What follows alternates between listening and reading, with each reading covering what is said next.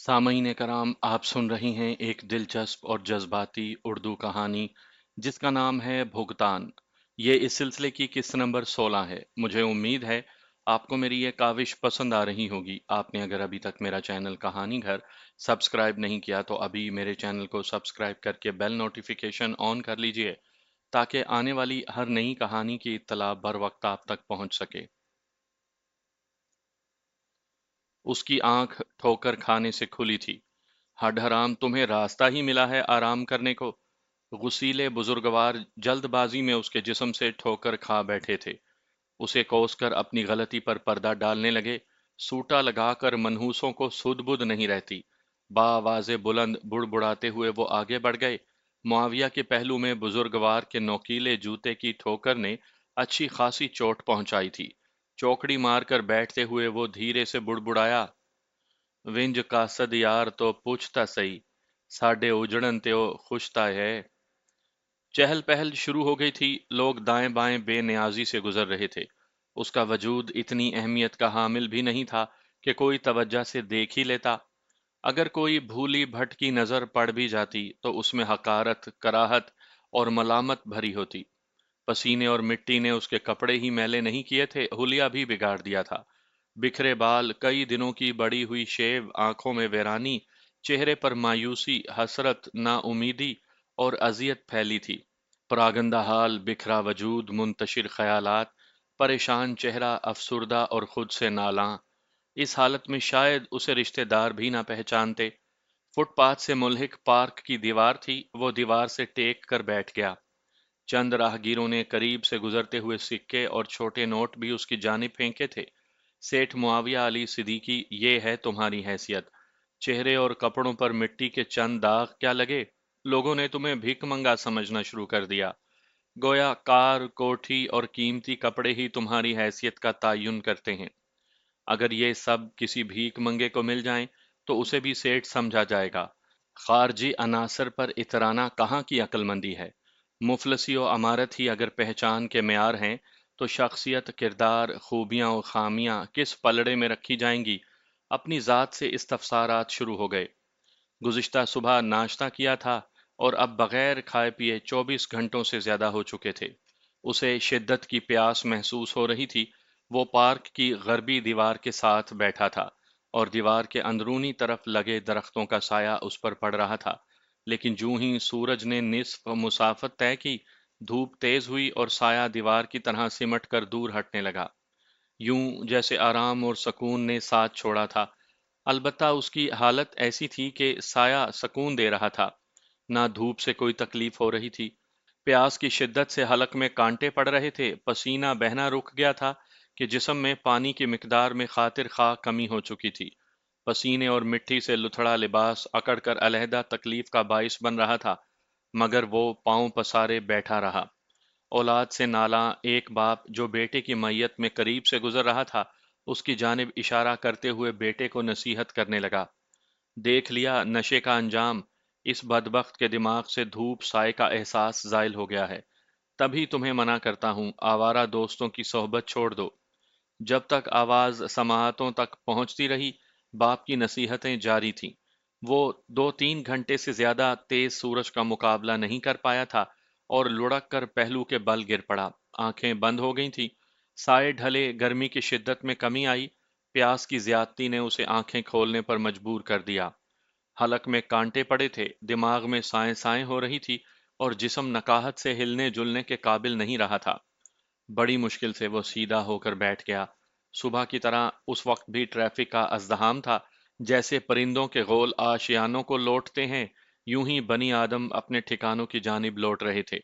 अमीर, गरीब, छोटे बड़े, बीमार, सेहतमंद, अदना वाला, अक्लमंद, बेवकूफ, तमाम अपनी मंजिल की जानिब रवां दवां थे। मुंतजिर होती हैं चूल्हों पर खनकती चूड़ियां, लौट आना तुम घरों को शाम जब होने लगे। तमाम का कोई ना कोई तो घर में मुंतजिर था। उसका कौन था कि लौटता। मोहब्बत करने वाली बाजी ही ने जब धुतकार दिया था, तो कोई और क्या गम बांटता। एक गन्ने के रस वाला करीब से गुजरा, रेडी पर रस निकालने की मशीन और थोड़े से गन्ने बचे थे। यकीनन वो दिहाड़ी लगाकर घर जा रहा था। मुआविया ने नहीफ आवाज में पुकारा। अगर आवाज के साथ हाथ का इशारा ना करता तो शायद वो ना सुन पाता। वो रेडी रोक कर मुतवज्जा हुआ और मुआविया ने एक उंगली उठा दी। फकीर, पैसे भी हैं या अल्लाह के नाम पर चाहिए? तंजिया अंदाज में कहते हुए उसने रेडी रोक दी थी। मुआविया के करीब थोड़ी सी रेजगारी बिखरी थी जो राहगीरों ने भीख के नाम पर फेंकी थी। उसका हाथ बामुश्किल जेब में रींगा। बटवा बाहर निकालकर टटोला तो चंद छोटे बड़े नोट दिखाई दिए। दरमियानी मालियत का एक नोट निकालकर उसने बटवा जेब में रख लिया था। रेडी वाला मशीन चलाकर गन्ने अंदर डाल रहा था। रोलरों के बीच फंसकर गन्ना चिपकने लगा और उसका सारा रस निकलकर धाती परनाले में बहता हुआ बर्तन में जमा होने लगा। वो मंजर उसे अपनी जिंदगी के मुशाबा लगा था, यूं जैसे लोहे का एक रूलर शमामा हो और दूसरा उसके वालदैन और वो उनके दरमियान गन्ने की मानिंद नुचड़ता जा रहा था। रेडी वाले ने गिलास भर के एक सफेद लिफाफे में उंडेला और लिफाफा उसे पकड़ा दिया। उसकी सवालिया नजरों को देखते हुए वजाहत करने लगा, साईं, इन गिलासों में शुरफा पीते हैं। किसी ने आपके हाथ में गिलास देख लिया तो धंधे पर असर पड़ेगा, लोग तो बात का बतंगड़ बना देते हैं। उसके हाथ से 50 का नोट पकड़कर उसने 10 रुपए वापस किए और आगे बढ़ गया। मुआविया के होंठों पर तबस्सुम नमूदार हुआ। जी चाहा कि बुलंदो बांग कह कहे लगाए। उसके होंठों से लगने के बाद रेडी वाले का गिलास पलीद हो जाता। सही कहा दोस्त, बिल्कुल दुरुस्त कहा। बिलाशुबा मैं इतना ही गंदा हूं, बल्कि इससे भी ज्यादा गंदा हूं। लोगों के मुझसे मुखातिब होने पर भी कदगन होनी चाहिए। खुद कलामी करते हुए उसने लिफाफे के कोने को दांतों से काटा और ठंडा मशरूब हलक में उतारने लगा। हर कतरे के साथ मुर्दा जिस्म में जान पड़ रही थी। एक गिलास गन्ने के रस से उसकी प्यास तो नहीं बुझी थी, लेकिन इतनी ताकत जिस्म में आ गई थी कि हरकत कर सकता। दीवार का सहारा लेकर खड़ा हुआ और आहिस्ता रवि से आगे बढ़ने लगा। पार्क की दीवार का चक्कर काट कर वो दरवाजे से अंदर दाखिल हो गया। दरवाजे के साथ चंद मटके धरे थे। प्लास्टिक का एक मैला कुचैला गिलास भी रखा था। वो गिलास भर भर कर हलक में उंडेलने लगा और अच्छी तरह सैर होकर बाहर निकल आया। अब कदमों में जान पड़ गई थी। सिमत का तायुन किए बगैर उसके कदम उठने लगे। शाम की अजान कानों में पड़ी मगर रुके बगैर चलता रहा। एक छप्पर होटल के पास से गुजरते हुए उसे भूख का एहसास हुआ। दुख दर्द परेशान कर सकते हैं, भूख प्यास से ला ताल्लुक नहीं कर सकते। उसने जूं ही लकड़ी के बेंच पर नशिस्त संभालना चाही, एक मफलूकुल हाल बैरे ने टोक दिया। ओ साईं, धंधे का वक्त है, बाद में आना। गुस्सा नहीं आया था कि यही तो वो चाहता था, इसलिए कि शमामा की यही मर्जी थी। खाना खाना है, पैसे हैं? बैरे ने तंजिया लहजे में पूछा और मुआविया ने 100 का नोट उसकी तरफ बढ़ा दिया। वाह साईं, आज तो मालदार हो। और ये बटवा किस बेचारे का उड़ाया है? बैरे ने नोट लेते हुए फबती कसी कि इतना कीमती बटवा किसी फकीर की मलकियत नहीं हो सकता था। उसने जवाब देने की जहमत नहीं की थी। अच्छा, खाना लाता हूं, तुम यहीं बैठो। उसने लकड़ी की चौकी बैठने को दी कि मुअज्जिज ना सही, गाहक तो था। मुआविया चौकी को दूर धकेलकर जमीन पर ही फुसकड़ा मारकर बैठ गया था।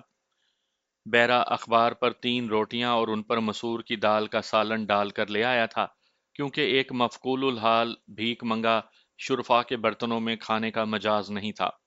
अखबार गोद में रखकर वो खाने को जुड़ गया। मुसलसल 36 घंटों की भूख से मैदा बिल्कुल खाली था।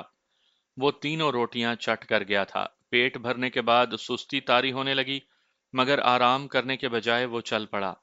रास्ता मालूम था, न मंजिल का पता था, लेकिन सुकून चलने ही में था। रात गए 2-3 जगहों पर उसे पुलिस वालों की गालियां सुनना पड़ी। एक ने तो 2-3 थप्पड़ भी जड़ दिए थे, मगर उसकी खुशकिस्मती के किसी को तलाशी लेने का ख्याल ना आया, वरना पैसों से जरूर हाथ धो बैठता।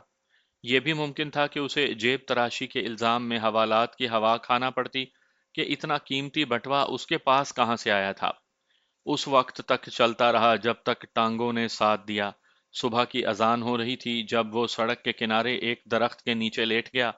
सख्त जमीन, गर्मी की शिद्दत, कीड़े मकोड़ों की इजारादारी और गाड़ियों का शोर, इसके बावजूद उसकी आंखें बंद होने लगीं। दिन चढ़े किसी भले मानस ने जिंदगी का यकीन करने को नब्ज पर हाथ रखा और वो जाग गया। आंखें खुलते देखकर वो जल्दी से पीछे हुआ और खफत से बोला, میں نے سوچا اوپر پہنچ گئے ہو۔ معاویہ نے خاموشی سے درخت کے تنے سے ٹیک لگا لی۔ لمحہ بھر جواب کا انتظار کرنے کے بعد اس نے بے نیازی سے کندھے اچکائے اور اپنے راستے ہو لیا۔ دن کا بیشتر حصہ اس نے وہیں بیٹھے گزارا۔ دوپہر کو بھوک پیاس کی حاجت نے اسے اٹھنے پر مجبور کر دیا تھا۔ جلد ہی ایک ریڑھی والا نظر آ گیا۔ پلاسٹک کی بدنما پلیٹ میں چھولوں کا سالن ڈال کر اس نے ایک تندوری روٹی بھی اسے پکڑا دی تھی۔ دو تین اور بندے بھی فٹ پاتھ کو بطور طعام گاہ استعمال کر رہے تھے۔ ریڑھی والے نے یہ مہربانی ضرور کی کہ اسے پلیٹ کے قابل سمجھا تھا۔ کھانا کھا کر بل ادا کیا اور چل پڑا۔ بات سنو، لگا اسے مخاطب کیا جا رہا ہے۔ مڑ کر دیکھا، دو مسٹنڈے قریب پہنچ چکے تھے۔ ان کی شکل شناسا سی لگی تھی۔ جی، وہ حیرانی سے مستفسر ہوا۔ چپ چاپ بٹوا ہمارے حوالے کر دو ورنہ آنتیں سڑک پر بکھری پڑی ہوں گی۔ دونوں اس کے آگے پیچھے کھڑے ہو کر اپنے تئیں راہ فرار مسدود کر دی تھی۔ معاویہ کو یاد آ گیا کہ انہیں ریڑھی والے کے پاس کھانا کھاتے ہوئے دیکھا تھا۔ اس نے احتجاج کا سوچا کہ خنجر کھا کر چند لمحوں کی تکلیف کے بعد وہ مسلسل اذیت اور درد و غم سے نجات پا جاتا، اور عمل کر گزرا۔ ایک دم اس نے سامنے والے پر ہاتھ اٹھا دیا۔ دونوں مسٹنڈے لمحہ بھر کو حیران رہ گئے تھے، مگر پھر سنبھل کر بجائے خنجر چلانے کے انہوں نے لاتوں اور مکوں کی بارش کر دی۔ معاویہ سڑک پر گر گیا تھا۔ شاید موت کی راحت اس کے نصیب میں نہیں تھی۔ سر پر لگنے والی ایک ضرب اسے دنیا و مافیا سے دور لے گئی تھی۔ اچکوں نے بٹوے سے تمام نقدی نکال کر بٹوا اس کی جیب میں ڈالا اور رفو چکر ہو گئے۔ چند راہگیروں نے یہ منظر دیکھا تھا، مگر کسی نے اچکوں کے کام میں مداخلت کی اور نہ ان کے جانے کے بعد معاویہ کی طرف متوجہ ہوئے۔ وہ فٹ پاتھ سے لڑک کر سڑک پر آ گرا تھا۔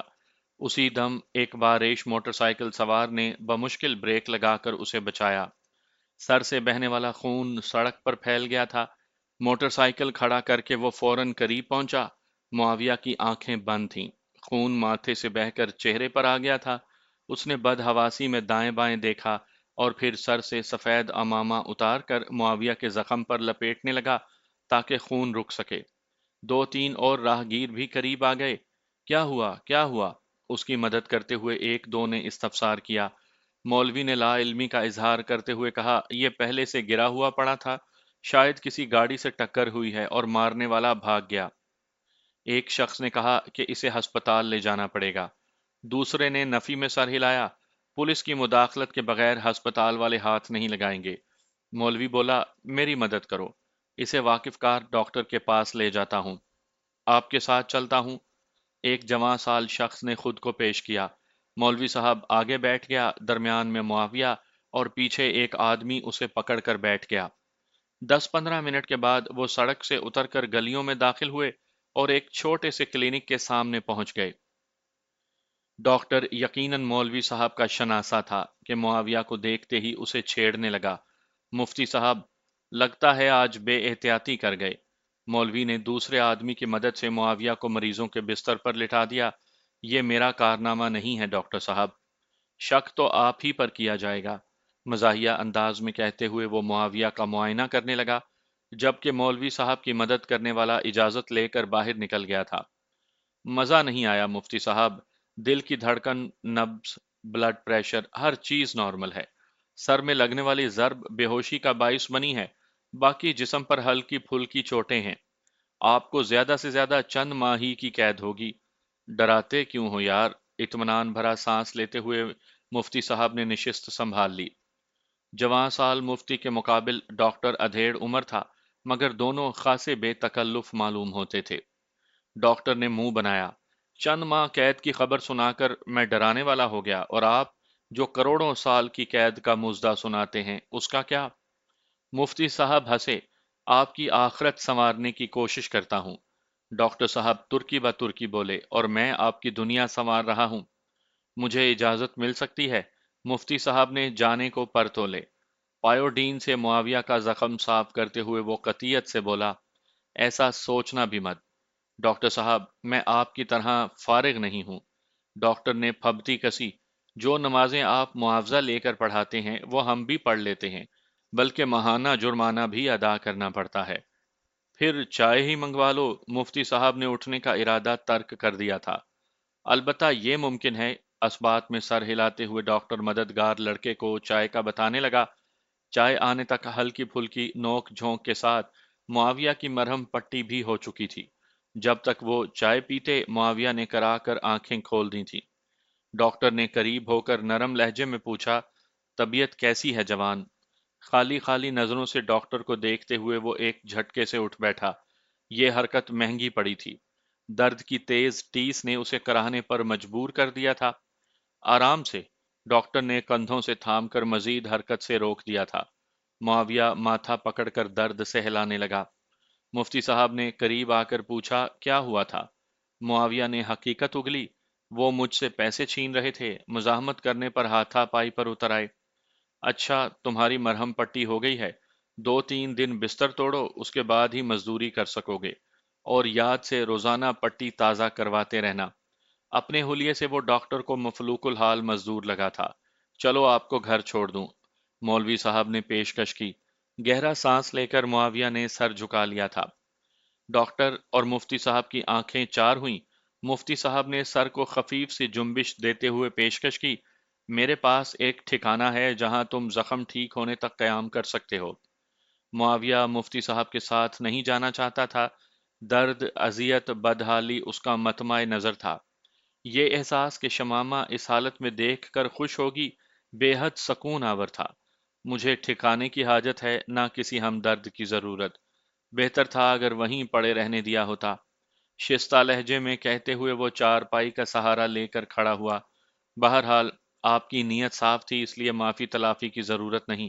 ڈاکٹر طنزیہ لہجے میں بولا، آپ کی وسیع الظرفی، کشادہ دلی اور احسان شناسی یقیناً شکریہ اور مہربانی جیسے الفاظ سے بے نیاز ہوگی۔ معاویہ بظاہر نرم لہجے میں بولا، کیا آپ میری ترجیحات سے واقف ہیں یا مجھ سے زیادہ میرے فائدہ و نقصان سے آگاہ ہیں؟ ڈاکٹر مستفسر ہوا۔ کسی بے ہوش زخمی کی احتیاج کیا ہو سکتی ہے؟ معاویہ بے نیازی سے بولا، اسی کو معلوم ہوگا جو بے ہوش پڑا ہے۔ ڈاکٹر برہم ہوا۔ بے ہوش کا علاج کیے بغیر کیسے پوچھا جائے گا؟ اور اصول کیا ہے؟ ہر زخمی ٹھیک ہونا چاہتا ہے یا آپ کی طرح خودکشی کا شائق ہوتا ہے؟ آپ کی اصول شناسی اور ہمدردی میرے لیے باعث زحمت ہوئی، البتہ ایسا نادانستگی میں ہوا، تبھی متون کیے بغیر جا رہا ہوں، اور اگر لٹیروں نے جیب کا صفایا نہ کر دیا ہوتا تو یقیناً مرہم پٹی کا بل بھی چکا دیتا۔ تکرار ختم کرتے ہوئے معاویہ سست روی سے چلتے ہوئے باہر جانے لگا۔ دھیرے قدم رکھنے کے باوجود سر میں دھمک ہو رہی تھی۔ اس کے حلیے اور لب و لہجے کے واضح تضاد نے مفتی صاحب کو چونکا دیا تھا۔ کسی گنوار سے بعید تھا کہ یوں مدلل اور سلجھی ہوئی گفتگو کر پاتا۔ اس نے ڈاکٹر صاحب کو گھورا اور اس نے اظہار بیزاری میں کندھے اچکا دیے۔ مفتی صاحب نے تبصرہ کیا، شدید دکھ اور نا امیدی کے گھیرے میں ہے، اپنوں سے شاکی، ہمدردی و غم خاری سے بیزار، زندگی سے نالاں، موت کا خواہاں، خود گزیدہ یعنی اپنے کیے کی تکلیف میں مبتلا یہ شخص لگتا ہے۔ تو ڈاکٹر نے بے پرواہی ظاہر کی، اسے اپنے حال پر چھوڑ دینا بہتر ہوگا۔ مفتی صاحب نے نفی میں سر ہلایا، ضائع ہو جائے گا۔ ڈاکٹر ہنسا، ہم سے مطلب یہی اس کی ترجیح ہے۔ اگر ہر شخص اپنی ترجیحات کا تعین خود کر سکتا تو اللہ پاک انبیاء کرام کو مبعوث نہ فرماتا۔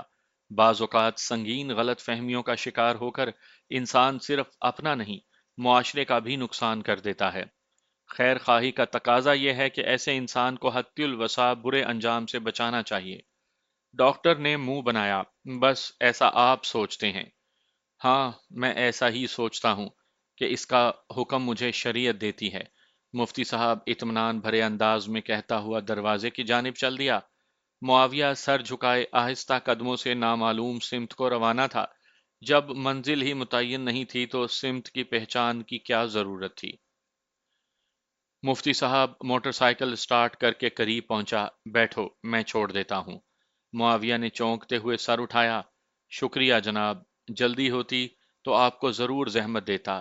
بے منزل مسافر کو زمین کا ہر گوشہ ایک سا لگتا ہے۔ مفتی صاحب سنجیدگی سے بولا، ثابت کرو۔ معاویہ کے چہرے پر حیرت نمودار ہوئی۔ مفتی صاحب نے متبسم ہو کر وضاحت کی، جب زمین کا ہر گوشہ ایک سی حیثیت رکھتا ہے تو یقیناً میرے حجرے میں 2-3 روز کے قیام سے آپ کو فرق نہیں پڑے گا۔ معاویہ ہلکی سی تلخی سے بولا، ممنون ہوں گا اگر مجھے اپنے حال پر چھوڑ دیں، آپ کے ذاتی حالات میں مخل نہیں ہوں گا، لیکن ابھی آپ کو آرام کی ضرورت ہے۔ زخم ٹھیک ہونے پر من مانی کر لینا۔ جب زخم ٹھیک کرنا ہی نہیں چاہتا تو آپ کیوں بیکار کی ضد کر رہے ہیں؟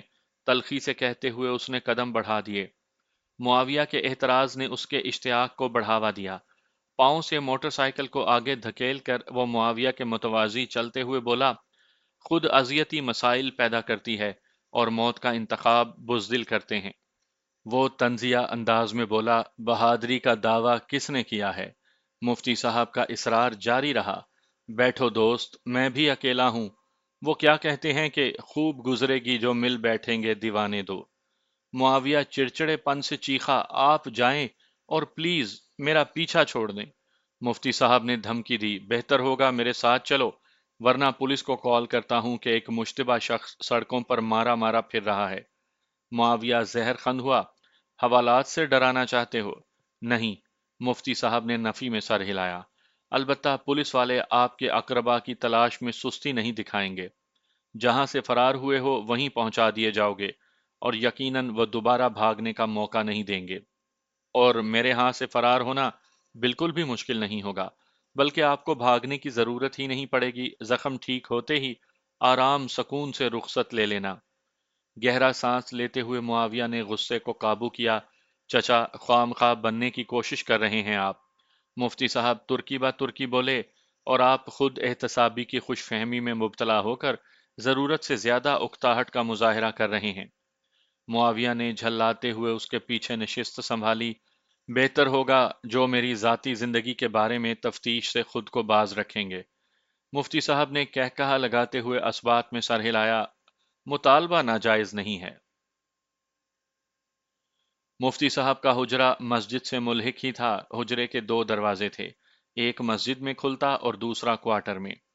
حجرے میں چٹائی کے اوپر صاف دری بچھی تھی، جوتے اتارنے کی جگہ حجرے سے باہر ہی تھی۔ دری پر ایک بستر بچھا تھا، ایک کونے میں الماری رکھی تھی جو کتابوں سے لبالب بھری تھی۔ کپڑوں کے چند جوڑے ہینگر میں دیوار کے ساتھ لٹکے تھے۔ دیواروں پر سفید ڈسٹمپر ہوا تھا، البتہ جہاں لباس لٹکے تھے وہاں سادہ کپڑا لگا کر پوشاکوں اور دیوار کے درمیان حد فاضل قائم کی گئی تھی۔ مفتی صاحب نے حجرے میں داخل ہوتے ہی مشورہ دیا، بہتر ہوگا آپ نہا لیں، بس سر پر پانی ڈالنے سے احتیاط برتنا۔ اس نے انکار میں سر ہلایا، ضرورت محسوس نہیں کرتا۔ مفتی صاحب متبسم ہوئے، ضرورت کا تعین تمہاری سوچ نہیں حالت کرتی ہے۔ آئینہ دیکھو، فقیر لگ رہے ہو۔ وہ تلخ ہوا، اور فقیر لگنا ہی میری منشا ہو تو؟ خود اذیتی اور خود احتسابی میں فرق ہے۔ اگر اپنے کسی عمل پر غصے میں ہو، احساس گناہ میں مبتلا ہو، کفارہ کرنا چاہتے ہو، تو اس کے لیے خود کو برباد کرنے سے مسئلہ حل نہیں ہوگا۔ وہ برہمی سے بولا، کیوں نہیں ہوگا؟ ظلم کرنے والے کو ظلم سہنے پر تیار رہنا چاہیے۔ درست، مگر ظلم کرنے والا خود پر ظلم کرے گا، تب بھی اتنا ہی گناہگار ہوگا جتنا کسی دوسرے پر ظلم ڈھا کر ہوا تھا۔ خود کو اذیت دینا نصارہ کے ہاں جائز ہو سکتا ہے، مسلم کو ایسی اجازت نہیں دی گئی۔ معاویہ نے منہ بنایا، یہ فلسفے پاس رکھیں۔ مفتی صاحب اطمینان سے بولے، یہ فلسفہ نہیں، شریعت ہے۔ کوئی بھی انسان اپنی جان کا مالک نہیں۔ اگر ایسا ہوتا تو خودکشی کرنا حرام نہ ہوتا۔ یاد رکھو، خود احتسابی کا پھل توبہ کی صورت ظاہر ہونا چاہیے، نہ کہ اپنی بربادی کی صورت۔ سزا دینے کا اختیار فرد کے پاس نہیں، عدالت کے پاس ہے۔ اگر خود کو اتنا ہی گناہگار اور مجرم سمجھتے ہو اور ضمیر احتساب کا متقاضی ہے تو خود کو پولیس کے حوالے کر کے اقرار جرم کر لو، عدالت سزا سنا دے گی۔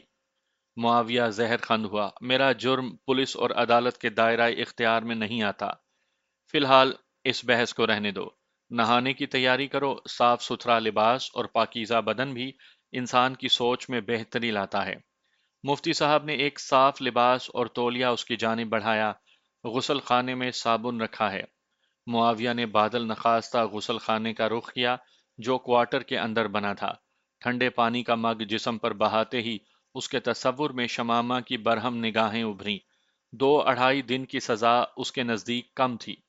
وہ معاویہ کو مسلسل خوار اور برباد دیکھنے کی خواہاں تھی، معاویہ خفیف اور نادم سا جسم پر پانی کے مگ انڈیلتا رہا۔ ٹھنڈے فرحت بخش پانی نے مایوسی کو کافی حد تک ختم کر دیا تھا۔ دو تین بار جسم پر صابن رگڑ کر اس نے کئی بالٹیاں پانی جسم پر بہایا تھا۔ چہرے کو بھی اچھی طرح مل مل کے دھو لیا تھا۔ مفتی صاحب کا قد اس سے ذرا چھوٹا تھا، لیکن شلوار قمیض ایسا لباس ہے جس پر قامت زیادہ اثر انداز نہیں ہوتی۔ اسے دیکھ کر مولوی صاحب ہکا بکا رہ گیا تھا۔ بے ساختہ ہونٹوں سے نکلا، ماشاءاللہ، مصور نے کتنی پیاری صورت بنائی ہے۔ معاویہ کے ہونٹوں پر پھیکی مسکراہٹ نمودار ہوئی۔ ہاں، مگر اعمال بہت برے ہیں۔ مولوی صاحب نے ترغیب دی، انہیں سدھارنا تمہارے بس میں ہے دوست۔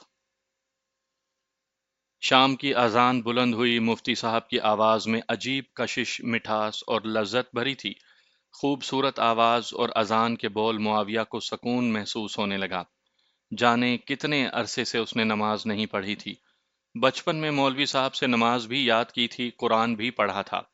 لڑکپن میں کبھی کبھار نماز پڑھنے کا اتفاق بھی ہوا تھا، لیکن اب تو عرصہ ہوا اس طرف دھیان ہی نہیں گیا تھا۔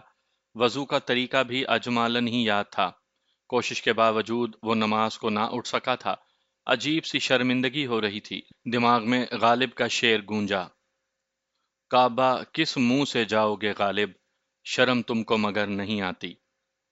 پھر اسے مفتی صاحب کی تلاوت سنائی دینے لگی۔ گرمیوں کی وجہ سے جماعت مسجد کے صحن میں ہو رہی تھی۔ مفتی عثمان شاہ خوش آواز قاری تھا، اور قرآن کو پڑھنے والا ماہر ہو تو سننے والوں کے دل پر اتنی گہری چوٹ لگاتا ہے کہ آنکھوں سے بے اختیار پانی رواں ہو جاتا ہے۔ اسے معنی سمجھ میں نہیں آ رہے تھے، پھر بھی دل لطف و لذت کے سمندر میں غوطے کھا رہا تھا۔ تھوڑی دیر کے بعد مفتی صاحب حجرے میں آ گئے۔ ان کی آمد سے پہلے معاویہ آنسو صاف کر چکا تھا۔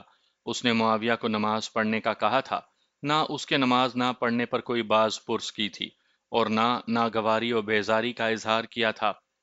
بھوک تو نہیں لگی؟ نشست سنبھالتے ہوئے اس نے بے تکلفی سے پوچھا۔ پتہ نہیں، کھانا تھوڑی دیر تک آ جائے گا۔ کہاں سے؟ وہ بے ساختہ مستفسر ہوا۔ مفتی صاحب بے نیازی سے بولے، کسی مقتدی کے گھر سے۔ یہ اہتمام مسجد کی انتظامیہ کے ذمے ہے۔ معاویہ کو کرید ہوئی، آپ اکیلے رہتے ہیں، شادی وغیرہ کا بکھیڑا نہیں پالا؟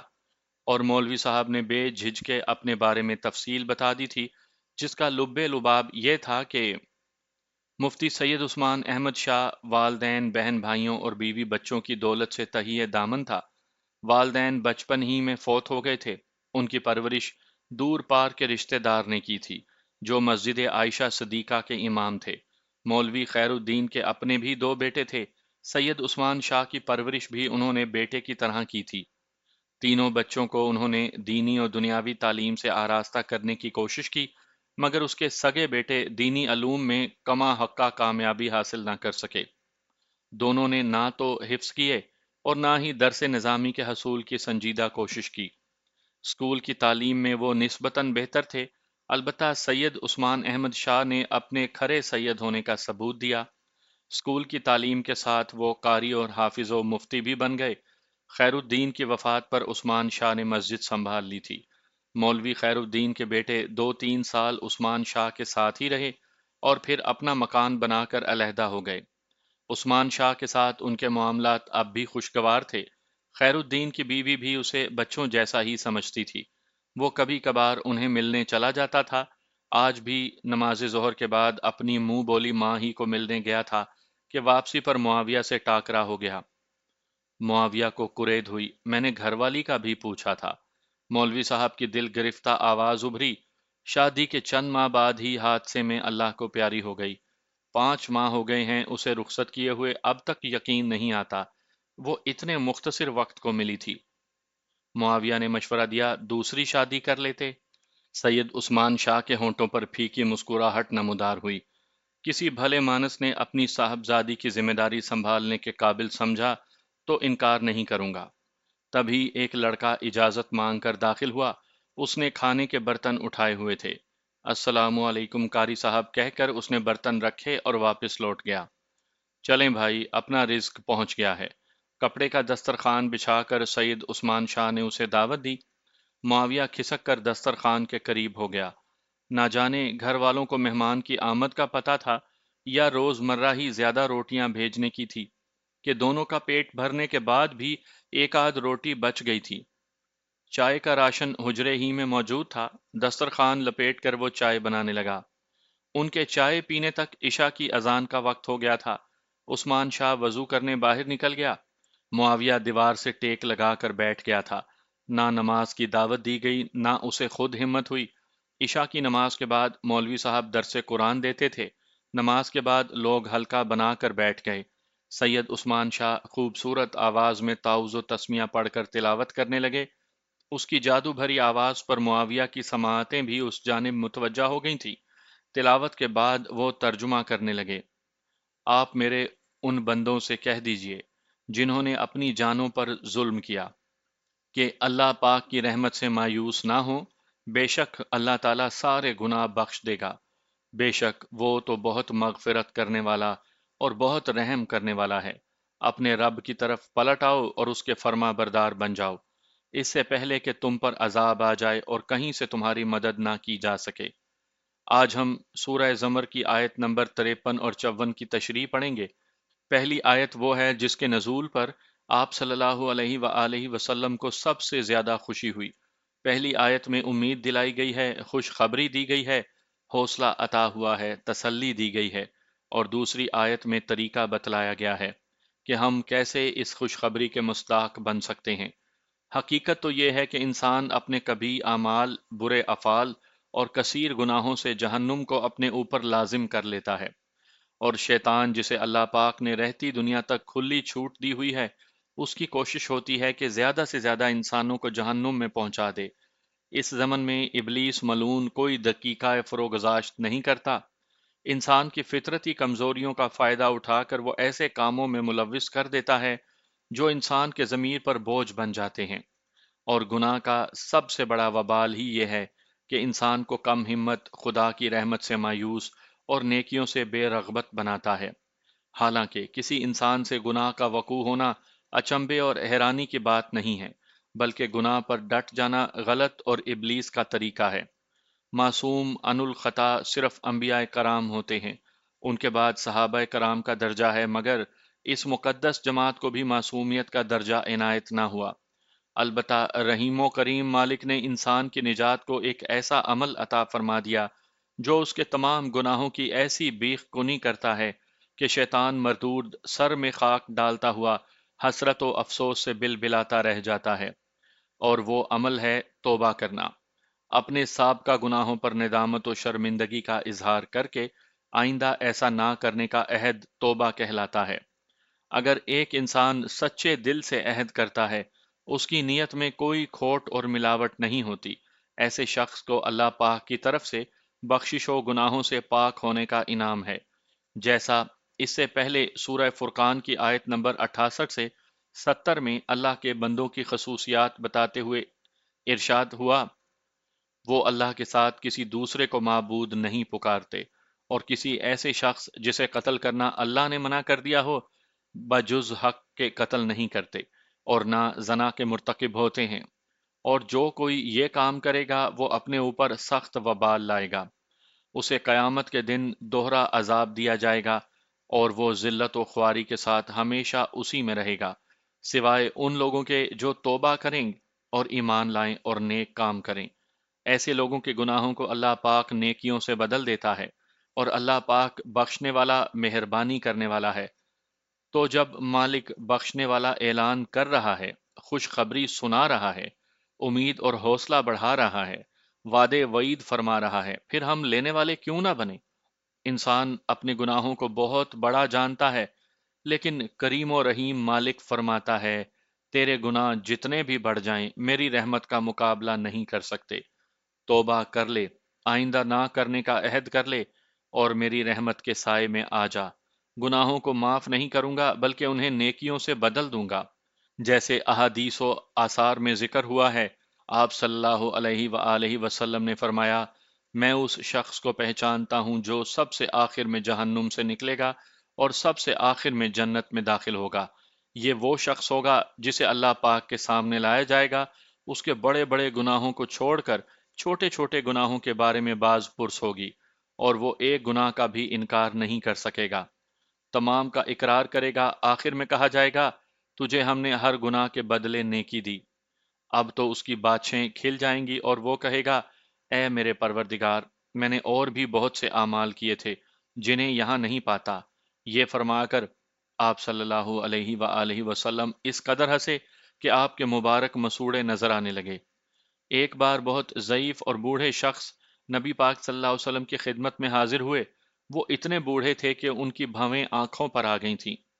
اس نے عرض کی یا رسول اللہ، میں ایک ایسا شخص ہوں جس نے کوئی غداری، کوئی گناہ، کوئی بدکاری باقی نہیں چھوڑی۔ میرے گناہ اس قدر بڑھ گئے ہیں کہ اگر تمام انسانوں پر تقسیم ہو جائیں تو سب کے سب غضب الہی میں گرفتار ہو جائیں۔ کیا میری بخشش کی بھی کوئی صورت ہے؟ کیا میری توبہ قبول ہو سکتی ہے؟ آپ صلی اللہ علیہ وسلم نے ارشاد فرمایا تم مسلمان ہو جاؤ۔ اس نے کلمہ شہادت پڑھ لیا تو آپ نے ارشاد فرمایا اللہ پاک تیری تمام برائیاں، گناہ اور بدکاریاں سب کچھ معاف کر دے گا، اور جب تک تو اس پر قائم رہے گا اللہ تعالیٰ تیری برائیاں بھلائیوں میں بدل دے گا۔ اس نے پھر پوچھا حضور میرے چھوٹے بڑے سب گناہ صاف ہو جائیں گے؟ آپ نے ارشاد فرمایا ہاں ہاں سب کے سب، اور وہ شخص خوشی خوشی واپس لوٹ گیا۔ بھائیو، توبہ ایک ایسا عمل ہے جو شیطان کا منہ کالا کرتا ہے اور انسان کو اپنے رب سے ملاتا ہے۔ جو بیت گیا اس پر ندامت کا احساس ہے، بلکہ اپنے اعمال و افعال پر شرمندہ ہو تو اپنے پاک پروردگار کے سامنے اعتراف کرو اور آئندہ ایسا نہ کرنے کا عہد کرو۔ وہ معاف کرنے پر تیار بیٹھا ہے۔ دیر تمہاری طرف سے ہو رہی ہے، وہ تو معاف فرمانے میں ایک لہجے کی بھی دیر نہیں کرتا۔ سید عثمان شاہ صاحب کا دل نشیں لہجہ معاویہ کے دل میں نئی جوت جگاتا رہا۔ اس کی مایوسی و اداسی کو آس و امید کی راہ نظر آ گئی تھی جو کامیابی کی منزل تک پہنچتی تھی۔ یقیناً مفتی صاحب نے آج درس قرآن کا موضوع خصوصی طور پر معاویہ کی خاطر منتخب کیا تھا۔ جب وہ حجرے میں لوٹا تو سوالات کی لمبی فہرست کے ساتھ معاویہ کو منتظر پایا۔ اس کے ہر سوال کا جواب مولانا صاحب کے پاس موجود تھا، اور تبھی معاویہ کو لگا کہ اس کا زخمی ہو کر عثمان شاہ صاحب کے پاس آنا محض اتفاق نہیں تھا۔ اللہ پاک نے اپنے گم کردہ راہ بندے کی رہنمائی کو مولوی صاحب کو بھیجا تھا۔ گفتگو کا سلسلہ بہت طویل ہو گیا تھا، لیکن عثمان شاہ خندہ پیشانی سے اس کے سوالات کے جوابات دیتا رہا۔ گرمیوں کی مختصر رات گزرنے کا پتہ ہی نہیں چلا تھا۔ مولوی صاحب نے تہجد کی نماز کی تیاری پکڑی تو معاویہ وضو کا طریقہ سیکھنے اس کے ہمراہ ہو لیا۔ مولوی صاحب نے اسے 2 رکعت نماز اپنی نگرانی میں پڑھائی اور معاویہ نے کامیابی کے راستے پر پہلا قدم بڑھا دیا۔ صبح کی نماز کے بعد چھوٹے بچے قرآن پڑھنے آتے تھے۔ معاویہ بھی نورانی قاعدہ لے کر مولوی صاحب کے پہلو میں بیٹھ گیا تھا۔ عثمان شاہ کے چہرے پر مسرت بھرا تبسم نمودار ہوا اور معاویہ کی الف با دوبارہ سے شروع ہو گئی۔ ادھیڑ عمر کا ڈاکٹر سلیم اختر سلجھا ہوا اور اعلیٰ ذوق کا مالک تھا۔ عمر کے تفاوت کے باوجود عثمان شاہ سے اس کی گہری دوستی تھی۔ تبھی معاویہ سے بے تکلف ہوتے بھی دیر نہ لگی۔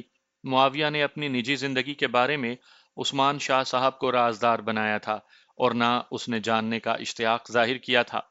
ڈاکٹر سلیم اختر نے بھی اس بارے میں کوئی ذکر نہ چھیڑا۔ مفتی صاحب کو تنخواہ کی مد میں گزارے لائق ہی رقم ملتی تھی۔ کچھ رقم حفظ قرآن و تجوید پڑھنے والے بچوں سے فیس کی شکل میں بھی موصول ہو جاتی۔ معاویہ کے نزدیک یہ بہت کم معاوضہ تھا، لیکن قناعت پسند مفتی صاحب اسے اپنی ضرورتوں سے زائد سمجھتے تھے۔ چونکہ بیوی بچے تھے نہیں اور کھانا مقتدیوں کے گھر سے آ جاتا تھا، اس وجہ سے قریباً تمام رقم بچت میں جاتی۔ معاویہ کے لیے لباس اور چند ضروری اشیاء کی خریداری مولوی صاحب نے بڑے شوق سے کی تھی۔ کہاں تو معاویہ اس کے ساتھ آنے پر تیار نہیں تھا، اور اب اسے یوں لگ رہا تھا جیسے مچھلی کو پانی، بلبل کو باغ، طالب علم کو لائبریری یا عاشق کو وصل کی رات لگتی ہے۔ اس نے مولوی صاحب کے ساتھ حجرے میں پکے ڈیرے ڈال لیے تھے۔ وہاں آرام، سکون، چین، آسودگی، راحت اور اطمینان مل رہا تھا۔ البتہ شمامہ رانی کی یاد کو وہ اب تک دل سے نہیں جھٹک سکا تھا۔ وہاں آئے مہینہ ہونے کو تھا، اسے یقین تھا کہ شمامہ اب کسی اور کی ملکیت بن چکی ہوگی۔ دوسرے کی امانت کو دل و دماغ میں بسانا اور اس کی یاد سے اپنے خیالات کی محفل کو آباد رکھنے کو غلط جاننے کے باوجود اسے بھلانے میں کامیاب نہیں ہو سکا تھا، بلکہ وقت گزرنے کے ساتھ ساتھ محبت میں اضافہ ہو رہا تھا۔ اس نے پوری توجہ دین سیکھنے اور عبادت پر لگا دی۔ جتنی دیر وہ عبادت میں مصروف رہتا، سکون قلب میسر رہتا، مگر جوں ہی بستر پر کمر رکھتا، دشمن جاں کود کر خیالات میں آ دھمکتی۔ اب اس کی آنکھوں میں پہلے والی برہمی اور درستی نظر نہیں آتی تھی۔ وہ معاویہ کی نئی روش پر خوش تھی۔ سپنوں کی دنیا میں وہ شمامہ کے ساتھ جانے کہاں کہاں گھومتا رہتا، ڈھیروں باتیں کرتے، اس کی مترنم ہنسی سماعتوں میں رس گھولتی، روشن چہرہ، کشادہ جبیں، سیاہ زلفیں اور سانچے میں ڈھلا نقرئی بدن آنکھوں کی ٹھنڈک کا سامان کرتا۔ وہ اس کے ہاتھ تھامنے کا بھی برا نہیں مناتی تھی۔ گورے ہاتھوں کا لمس معاویہ کو گلاب کی پتیوں کی طرح ملائم لگتا، اور جب آنکھ کھلتی تو کئی لمحے تک وہ اسے سامنے ہی نظر آتی رہتی۔ اس نے داڑھی کٹانا بھی ترک کر دیا تھا، اور پھر مفتی صاحب کی ہدایت پر وہ اذان دینے لگا۔ محلے کے لوگ اسے امام صاحب کا قریبی رشتہ دار سمجھتے تھے۔ مفتی صاحب نے بھی کبھی تردید نہیں کی تھی، بلکہ وہ معاویہ کو بہت عزیز رکھتے تھے۔ ایک دن اس نے پوچھا، مفتی صاحب، کوئی ایسا طریقہ ہے کہ میں خود کو زیادہ مصروف رکھ سکوں؟ وہ متبسم ہوا، پہلے بھی کچھ کم مصروف نہیں ہو۔ میں چاہتا ہوں سر کھجانے کی بھی فرصت نہ ملے، اور جب بستر پر لیٹوں تو سوائے سونے کے کوئی سدھ بدھ نہ رہے۔ اس نے معنی خیز انداز میں پوچھا، کیا بہت یاد آتی ہے؟ معاویہ نے تعجب سے گھورا اور پھر کچھ سوچ کر اسبات میں سر ہلا دیا۔ ہاں۔ زندہ ہے یا؟ معاویہ نے گھبراتے ہوئے قطع کلامی کی۔ اللہ پاک نہ کرے اسے کچھ ہو۔ عثمان شاہ نے ندامت ظاہر کی، معذرت خواہ ہوں۔ معاویہ موضوع کی طرف پلٹا، کچھ پوچھا تھا؟ عثمان شاہ نے اطمینان سے مشورہ دیا، بہترین آدمی بن جاؤ۔ معاویہ ہنسا، بہترین بننا تو ہر کوئی چاہتا ہے۔ عثمان شاہ فلسفیانہ انداز میں بولا، تمنا کا بیج عمل کے پانی ہی سے پھوٹ کر تناور درخت بنتا ہے۔ معاویہ نے اشتیاق ظاہر کیا، بہترین بننے کو کیا کرنا ہوگا؟ مخبر صادق صلی اللہ علیہ وآلہ وسلم نے فرمایا تھا، تم میں سے بہترین شخص وہ ہے جو خود قرآن پڑھے اور دوسروں کو پڑھائے۔ میرا مشورہ ہے آپ حفظ کرنا شروع کر دیں۔ اس سے بہترین مصروفیت کوئی نہیں، اس سے اچھا عمل کوئی نہیں، اس سے بڑھ کر نیکی کوئی نہیں، اس سے اعلیٰ مشغلہ کوئی نہیں۔ معاویہ کے چہرے پر حیرت نمودار ہوئی، کیا یہ ممکن ہے؟ عثمان شاہ وثوق سے بولا، آپ کا کام خلوص نیت سے کوشش کرنا ہے، آسانیاں پیدا کرنا اس کا کام، جس کے صرف ارادے سے ہر ناممکن ثابت قدمی بھول جاتا ہے۔ معاویہ نے مایوسی ظاہر کی، میں تو ناظرہ بھی ٹھیک طریقے سے نہیں پڑھ سکتا۔ حفظ شروع کر دو، رفتہ رفتہ آسانیاں بڑھتی جائیں گی۔ اگلی صبح سے معاویہ نے مفتی صاحب کے مشورے پر عمل شروع کر دیا۔ وہ ایسا طالب علم تھا جو اپنے استاد کا شاگرد ہی نہیں، قریبی دوست بھی تھا، جو نہ صرف دن کو ہمراہ ہوتا بلکہ رات کو بھی جدا نہ ہوتا، اور استاد بھی ایسا جو عالم با عمل تھا۔ وہ معاویہ کو حفظ کے ساتھ ترجمہ و تشریح بھی پڑھانے لگا۔ معاویہ نے بچپن سے سنا تھا کہ قرآن مجید اللہ پاک کا کلام ہے، اور اللہ پاک اپنے بندے سے کیسے ہم کلام ہوتا ہے، یہ اب اس کی سمجھ میں آ رہا تھا۔ کلام پاک کا موضوع انسان کی ذات ہے۔ انسان کو اللہ پاک نے کس مقصد کے لیے پیدا فرمایا؟ اللہ پاک انسان سے کیا چاہتا ہے؟ نیکی کیا ہے؟ گناہ کیا ہے؟ حلال کسے کہتے ہیں؟ حرام کیا ہوتا ہے؟ اچھائی کیا ہے؟ برائی کیا ہے؟ کامیابی کا حصول کیسے ممکن ہے؟ ناکامی کیوں مقدر بنتی ہے؟ رحمان کا راستہ کون سا ہے؟ شیطان مردود کس راہ پر کھینچتا ہے؟ عزت کون دیتا ہے؟ ذلت کس کے ہاتھ میں ہے؟ کیا کرنا ہے؟ کیوں کرنا ہے؟ کیسے کرنا ہے؟ کیا نہیں کرنا؟ کیوں چھوڑنا ہے؟ کس لیے بچنا ہے؟ ہر سوال کا جواب، ہر شبے کا ازالہ، ہر الجھن کا حل، ہر اونچائی کا بیان، ہر پستی کا ذکر، زندگی گزارنے کا ایسا آسان، با دلیل اور مکمل بیان جس میں کوئی الجھن موجود نہ ہو۔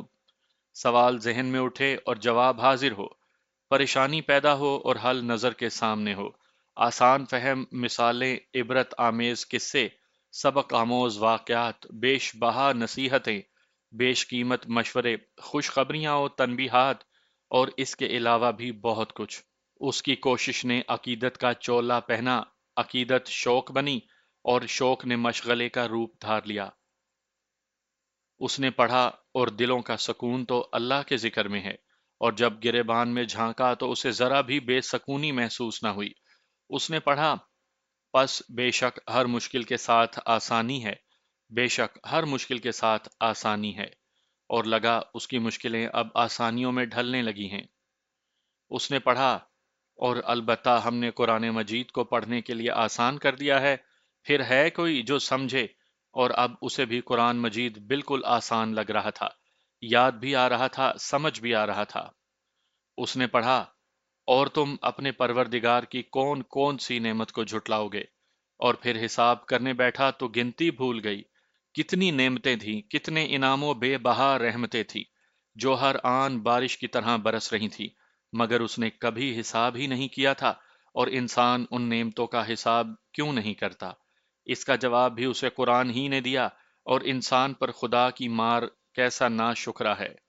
بلا شک و شبہ یہ حقیقت ہے، خود اس نے بھی تو ہمیشہ ناشکری ہی کو اپنایا تھا۔